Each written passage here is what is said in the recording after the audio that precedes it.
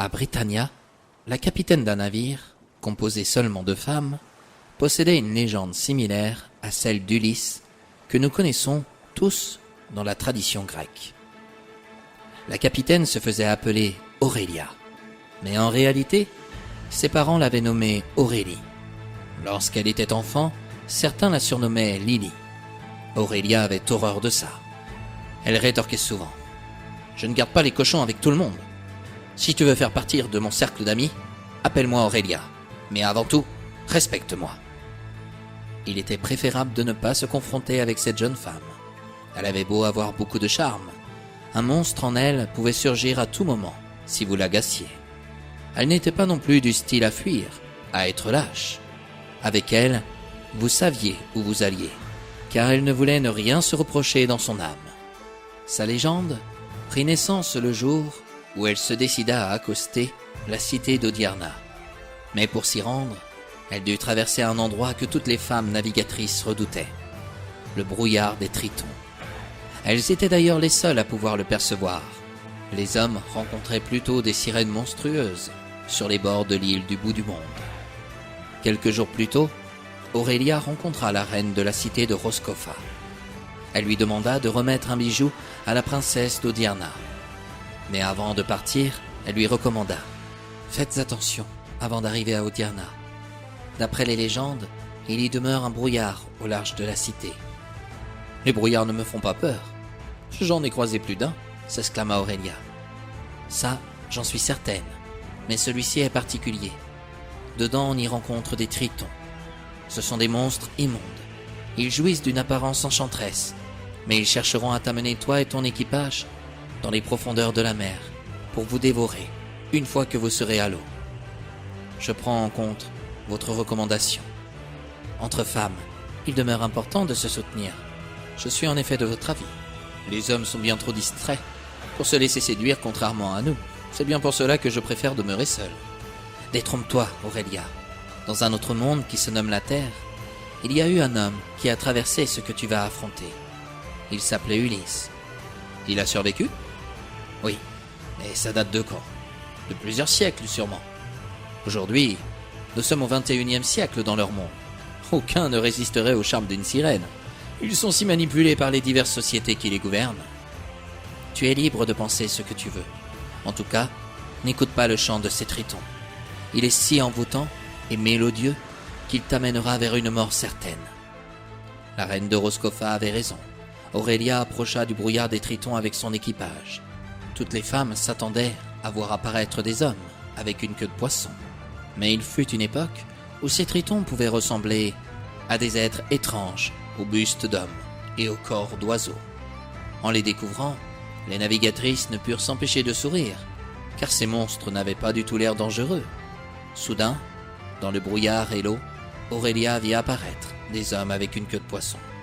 Elle entendit soudain l'un d'eux chanter: « Vous qui passez dans ce brouillard apaisant, jeune femme aventurière, fougueuse, belle et désirable, vous dont le courage est connu dans toutes les contrées de Britannia, suivez-nous vers une grève pour partager nos jeux. » La voix de ce triton était ensorcelante et exquise. Aurélia observa que la femme qui tenait le gouvernail s'apprêtait à rejoindre ces monstres marins. Alors, elle cria à tout son équipage: « Ce sont les tritons, mes amis. Nous venons de pénétrer dans leur brouillard. Ne les écoutez surtout pas. Leur objectif est de nous voir périr. » Certaines de l'équipage haussaient les épaules. Ces créatures désiraient certainement juste de la compagnie. Leur chant continua, et cette fois, il s'adressa à Aurélia. « Ô capitaine Aurélia, toi qui es connue pour ta bravoure, ton honnêteté, et qui as bravé déjà face à tant de dangers, arrête ton navire et viens nous rejoindre sur notre île, où nous te conterons la légende de Birdie et les avares de Vanna, ceux qui n'ont pas été francs à son égard. » Sensible à cette délicieuse mélodie, l'équipage d'Aurélia se laissa amener vers cette île mortelle. Alors, elle hurla: « Par tous les Britanors, êtes-vous prêtes à entendre vos os craquer sous les dents de ces monstres marins et sanguinaires? Et ces hommes aux serres d'oiseaux n'hésiteront pas à vous dévorer le cœur. Enfoncez dans vos oreilles des boules de cire. Attachez-moi tout de suite au mât de ce navire. vous pourrez me libérer quand je n'entendrai plus le chant des tritons. À cet instant, je saurai que le danger sera passé. » L'équipage attacha son capitaine au mât de son bateau. Toutes les navigatrices mirent de la cire dans leurs oreilles et devinrent sourdes. À partir de ce moment, elles changèrent de route et prirent la bonne direction pour la cité d'Odiarna. Aurélia demeura seule à entendre le chant de ces monstres au corps enchanteur. Elle regretta aussitôt sa décision, car elle supplia son équipage de la libérer pour la laisser sauter par-dessus bord. Mais personne n'entendit ces paroles. Tout le monde était devenu sourd. Quand le navire sortit du brouillard et aperçut au large la cité d'Odiarna, Aurélia remercia au fond d'elle la reine de Roscofa pour ses recommandations. Sans elle, elle était perdue, et son équipage aussi. Cependant, en mettant le pied sur le sol britanien, elle demeura songeuse.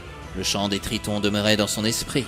« Ô capitaine Aurélia, toi qui es connue pour ta bravoure, ton honnêteté et qui as bravé déjà face à tant de dangers, toi qui as mis à mal tant d'ennemis dangereux, qui as sauvé de nombreux royaumes, viens à nous, viens écouter nos voix délicieuses et nos récits dévoilant tes exploits de capitaine des mers. » Quelle tristesse, se dit Aurélia. Il est tellement rare de recevoir autant de compliments. Pourquoi ces monstres aux propos enchanteurs sont-ils si sanguinaires? Après tout, ces paroles furent bien agréables à entendre. Et c'est ainsi, mes chers amis, que nous arrivons à la fin de ce nouveau récit.